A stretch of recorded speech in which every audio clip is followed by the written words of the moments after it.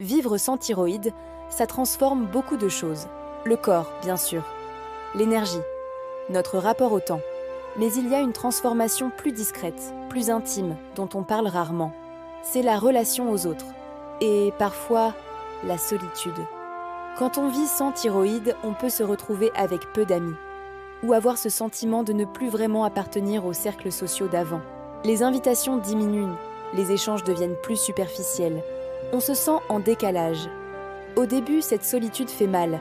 On la vit comme une perte, comme une mise à l'écart, comme une preuve que quelque chose ne va pas chez nous. Et pourtant, avec le temps, une autre lecture devient possible.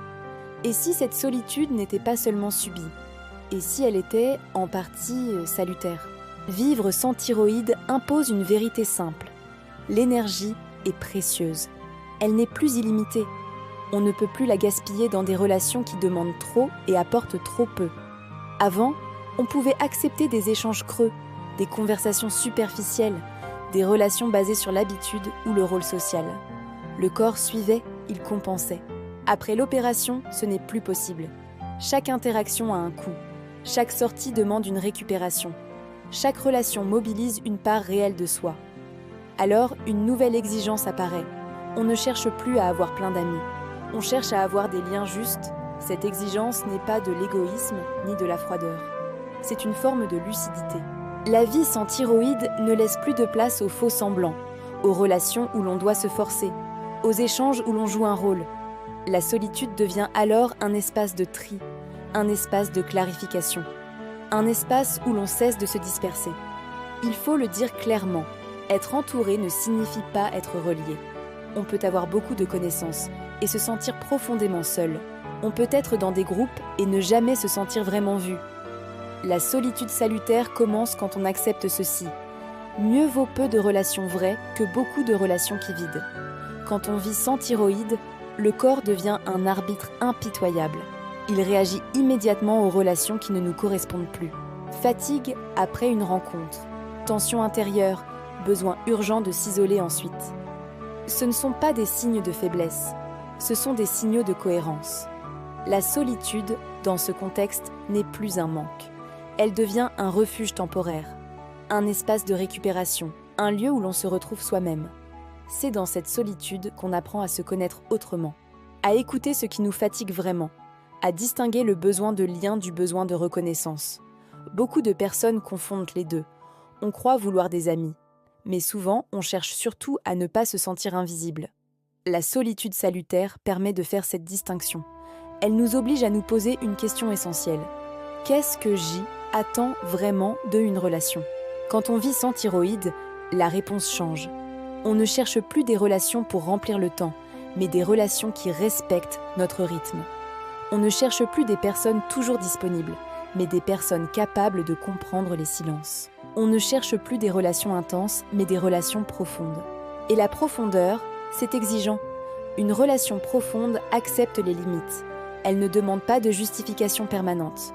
Elle ne se nourrit pas de performances sociales. Une relation profonde peut survivre à l'absence, à une annulation, au ralentissement. C'est pour cela qu'elles sont si rares. La solitude salutaire est souvent le passage obligé avant de rencontrer ou de reconnaître ces liens-là. Elle nous apprend à dire non, à refuser les relations qui coûtent trop cher intérieurement, à ne plus se forcer pour faire comme tout le monde. Elle apprend aussi à être en relation avec soi, sans se juger, sans se comparer. Vivre sans thyroïde enlève beaucoup d'illusions. L'illusion d'être toujours fort, toujours disponible, toujours sociable. Mais cette expérience offre quelque chose de plus précieux, la capacité de discerner. La solitude n'est plus une punition, elle devient un filtre. Elle sépare ce qui est essentiel de ce qui est accessoire. Elle prépare le terrain à des relations moins nombreuses mais plus vraies. Il y a un moment, souvent silencieux, où l'on comprend ceci. Je n'ai pas besoin de beaucoup d'amis. J'ai besoin de relations où je peux être moi sans me justifier, sans me suradapter, sans m'épuiser. Cette compréhension change tout. Elle apaise la peur de ne pas avoir d'amis. Elle transforme le regard que l'on porte sur la solitude. Elle redonne de la dignité à un chemin souvent mal compris. La vie sans thyroïde ne coupe pas du lien. Elle coupe du lien superficiel. Elle ne condamne pas à l'isolement. Elle invite à la sélection consciente. Et cette sélection est un acte de respect envers soi. La solitude salutaire n'est pas une fin. C'est un passage vers des relations plus lentes, plus simples, plus profondes. Des relations où l'on peut être fatigué sans être rejeté. Des relations où le silence n'est pas un problème. Des relations où la présence compte plus que la fréquence. Si tu vis cette solitude aujourd'hui, sache qu'il n'y a rien de cassé en toi. Il y a peut-être simplement une transformation en cours, un recentrage, une maturation. Et peut-être que, sans le savoir, tu es en train de préparer le terrain pour des liens plus vrais que tu haines, aurais jamais pu accueillir avant. La solitude peut faire peur, mais parfois, elle est la forme la plus honnête de respect de soi. C'est dans cette solitude choisie et assumée que quelque chose de profond se reconstruit.